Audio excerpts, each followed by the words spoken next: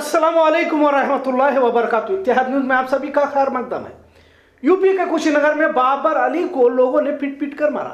एक और mob lynching कह सकते हैं। अब इसको भीड़ की जानिब से कत्ल किया गया। इसमें पहले भी कई मुसलमानों की एक भीड़ की जानिब से पीट पीट कर मारे जाने की कई वारदातें हैं, पर इस मामले की नुयतें अलग है।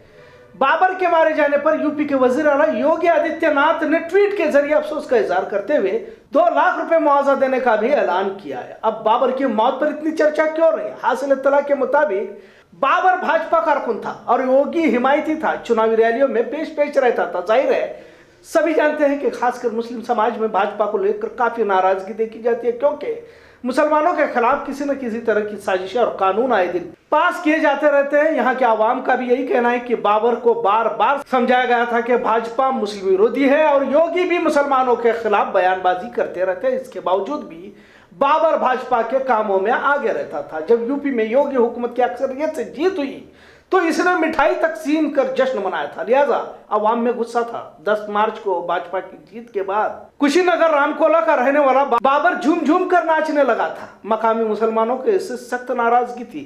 बिरादरी, पट्टीदार और पड़ोसियों में बाबर को लेकर बेहद गुस्सा था। वैसे जब से भाजपा की हिमायत में भाजपा का परचम लिए घूमने वाला बाबर को फोन के जरिए से पहले से ही धमकियां दी जा रही थी, लेकिन 20 मार्च को जो हुआ हैरान करने वाला मंजर था। कुछ लोग इसके घर में घुस गए और उन्होंने बाबर को बेरहमी से पीटा। 20-25 के गिरोह ने अधमरा करके वहां से भाग गए। बाबर अली को कुशीनगर अस्पताल में दाखिल किया गया। हफ्ते तक जिंदगी की लड़ाई लड़ते हुए बाबर दुनिया से चल बसा। योगी आदित्यनाथ की दूसरी पारी का जश्न बाबर की मौत से हुआ। योगी आदित्यनाथ ने अपने हिमायती की मौत पर ट्वीट पर अफसोस जताया, लेकिन इसकी मौत ने कईयों की नींदें उड़ा दी। मोहल्ले के मुसलमान भाजपा की हिमायत करने वाले को मुसलमानों का गद्दार के तौर पर देख रहे हैं। अब भाजपा प्रेमी मुसलमान की इस तरह मौत देकर दिगर मुस्लिम भाजपाइयों में भी डर खौफ देखने की इत्तला हासिल हुई है।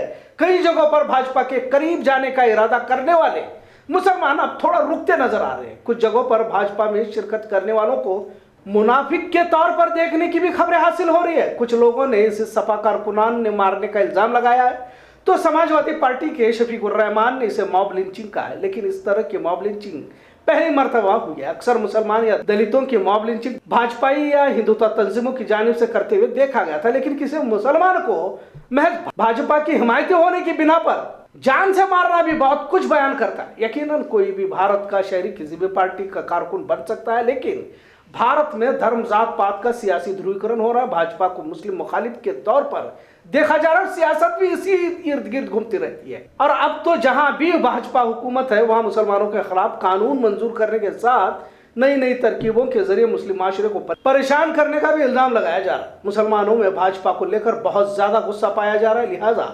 बाबर का मुसलमान होने के बावजूद भी भाजपा की हिमायत मौत का सबब बनना अब एक नया पैगाम ही कहा जा सकता है। भाजपा में रहने वालों को मुनाफिक की तरह देखना भी कई मुस्लिम भाजपाइयों को सोचने पर मजबूर जरूर कर सकता है। मौत के बाद मुसलमानों का जनाजे में शरीक न होने की भी बात सामने आई है। आखिरकार भाजपा के ही कारकुन इसमें शरीक हुए हैं। अब यह तस्वीर देख सकते हैं जिसमें अक्सर भाजपा और गैर मुस्लिम ही शरीक होने की बात यहाँ पर कही जा रही है।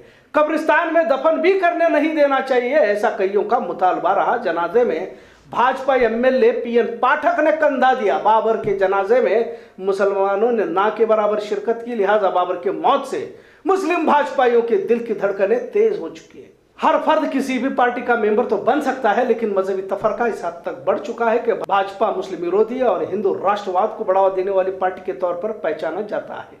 बाबर अली की मौत ने एक नया मसला उन लोगों के लिए खड़ा किया है जो जाती मुफाद के लिए पार्टियां बदलते हैं, कौमी मुफाद को नजरअंदाज कर। इतना तो जरूर कह सकते।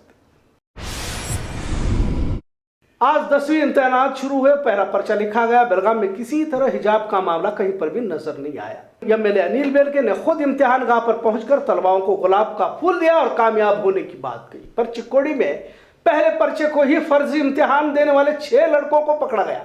पूरी रियासत में आज 10 इम्तिहानात शुरू हुए। बेलगाम के साथ चिक्कोड़ी में भी तलबाओं ने शिरकत फरमाई। पर चिक्कोड़ी सेंटर पर सुपरवाइजर की जानिब से हॉल टिकट चेक किए गए तो 6 फर्जी नौजवान किसी और के नाम से इम्तिहान देते पकड़े गए। आखिर में इन्हें गिरफ्तार करके पुलिस महकमा के हवाले किया गया।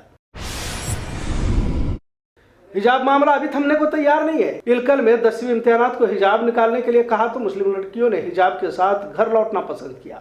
दक्षिण कन्नड़ जिला में भी हिजाब न निकालने का फैसला लेते हुए 350 से भी ज्यादा लड़कियों ने इम्तिहान न देने का फैसला लिया। इसी तरह 10वीं इम्तिहानात के दौरान दिल का दौरा पड़ने से एक तुलबा की मौत हो गई। यह मामला मैसूर में पेश आया है। इम्तिहान लिखते वक्त दिल का दौरा पड़ा, जिससे डेस्क से नीचे गिर गई, जिसके बाद मौत हो गई। एमएलए बेलगाम नॉर्थ अनिल बेनके ने आज पानी मसले पर एल&टी के कारकुनान को अगर पानी सही तरीके से नहीं छोड़ा गया तो दरख्त को बांधकर पीटा जाएगा, ऐसी धमकी दी। वाज़ह रहे कि पिछले 8 दिनों से बेलगाम शहर के अक्सर इलाकों को पानी सप्लाई नहीं हो रहा, जिससे धूप के सख्त मौसम में पानी से ही महरूम होने की नौबत आन पड़ी है।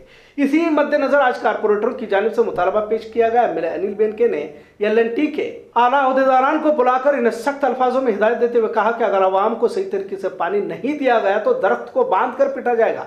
कारपोरेटरों ने भी इस वक्त जोरदार आवाज बुलंद करते हुए कहा कि कुछ जगहों पर 15 से 20 दिनों से पानी की सप्लाई नहीं हुई है, लिहाजा धूप के दिनों में बिना पानी के कैसे गुजारा हो सकता है। जाहिर है आवाम कारपोरेटरों को ही सवाल पूछेगी, ऐसा भी कहा गया। इससे पहले भी कई मरतबा मीटिंगों का एहतमाम किया गया था। 5 टैंकर्स पानी के लिए चलाए गए, तो बाकी टैंकर्स कहां है, ऐसा भी सवाल पूछा गया। 20 करोड़ रुपए से भी ज्यादा खर्चा करके पंप सेट बिठाया गया। अगर पानी नहीं है तो बात अलग है, लेकिन हिडकल डैम में पानी भी सही मिकदार में है, इससे आगे पानी का मसला न खड़ा हो, ऐसा अनिल बेनके ने कहा। एक और बात का जिक्र इस वक्त करना बहुत जरूरी है कि मेले यात्राओं में मुस्लिम ताजिरों को तिजारत करने पर हिंदुत्ववादियों की जानिब से आवाज उठाई जा रही है। लिहाजा भाजपा एमएलए अनिल बेनके ने इस तरह का कोई मामला बेलगाम में होने नहीं दिया जाएगा, ऐसा कहकर सभी को चौंका दिया। कुर्ची जुनैदिया हाई स्कूल ग्राउंड में सर्वधर्म सम्मेलन के नाम से कौमी यकजहती इजलास को मुनक्कद किया गया था, जिसमें कसीर तादाद में तमाम मज़ाहिब के लोगों ने शिरकत फरमाई। मुल्क में बढ़ते तशद्दुद के वाक़ियात, नफरत का माहौल कभी मुल्क को तरक्की की राह पर नहीं ले जा सकता। लिहाजा आपसी इत्तेहाद, भाईचारा ही मुल्क को कामयाब बना सकता है, ऐसा स्वामी जी और मौलानाओं ने कहा। कुर्ची में सर्वधर्म सम्मेलन काफी कामयाब इजलास रहा है। इसके कन्वीनर यूनाइटेड मुस्लिम फ्रंट के अशफाक मड़की ने इजलास को कामयाब बनाने में इनकी कोशिशें रही। खबरों का सिलसिला यूं ही चलता रहेगा। देखते रहिए इत्तेहाद न्यूज़। शुक्रिया, अल्लाह हाफिज। जो लोगों को बताना है, न बेचो तुम गवाही को। एक बात कहना चाहता हूं मैं, वोट देना एक गवाही है, एक शहादत है। न बेचो तुम गवाही को किसी नेता की वाहवा में। दुआ है रब से अहमद की कि अमन हो देश में मेरे। दुआ है रब से अहमद की कि अमन हो देश में मेरे। कसम से हो अगर ऐसा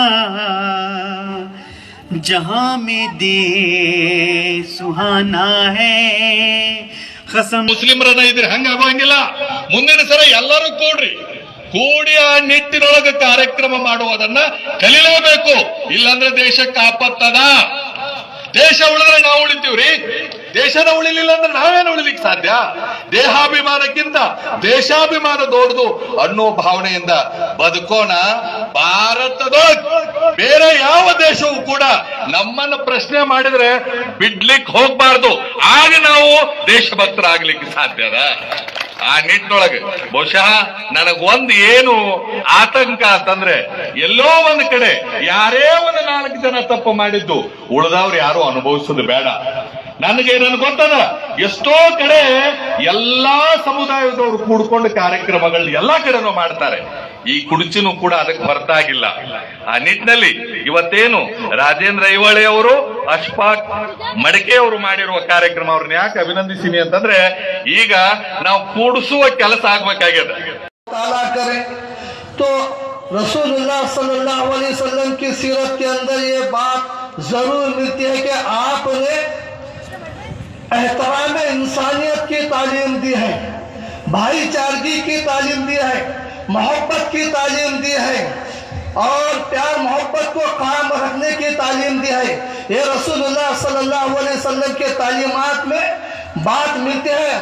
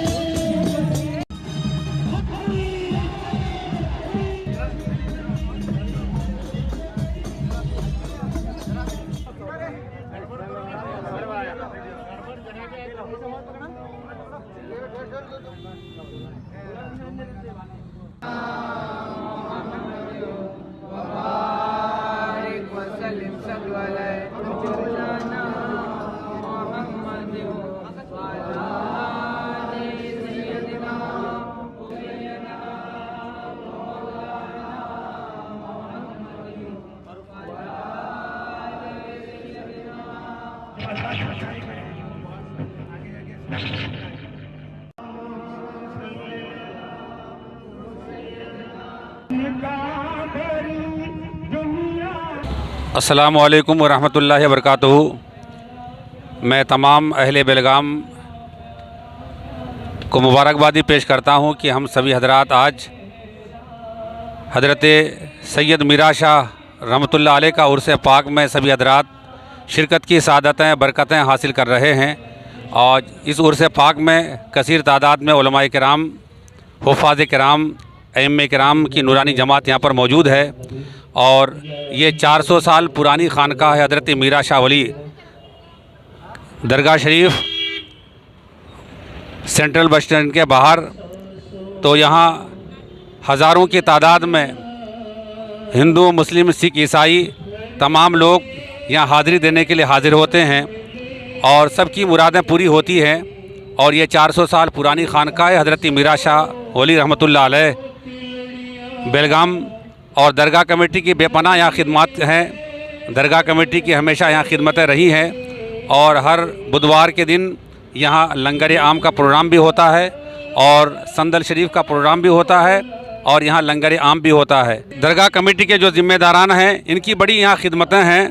अल्ताफ़ भटकली, इलियास मुल्ला, मोहम्मद जफ़ीर चचेड़ी, बदरुद्दीन भटकली, गुलफ़ाम कागज़ी, आसिफ अंजल मनी, नदीम नबू वाले, मलिक खातिक, आदिल शाह सैयद और इनके साथ जितने भी लोग दस्त बाजू बनकर इनके साथ काम कर रहे हैं, मैं उन तमाम लोगों को चैनल के हवाले से मैं मुबारकबादी पेश करता हूं। और मैं रब की बारगाह में दुआ करता हूं कि यकीनन आप अल्लाह के दरगाह की आप खिदमत कर रहे हैं, अल्लाह वाले के यहाँ आप अल्लाह वाले के यहाँ आप जो काम कर रहे हैं अपने के लिए नहीं, अल्लाह उसके रसूल की रज़ा के लिए कर रहे हैं। इसी तरह आप काम करते रहें।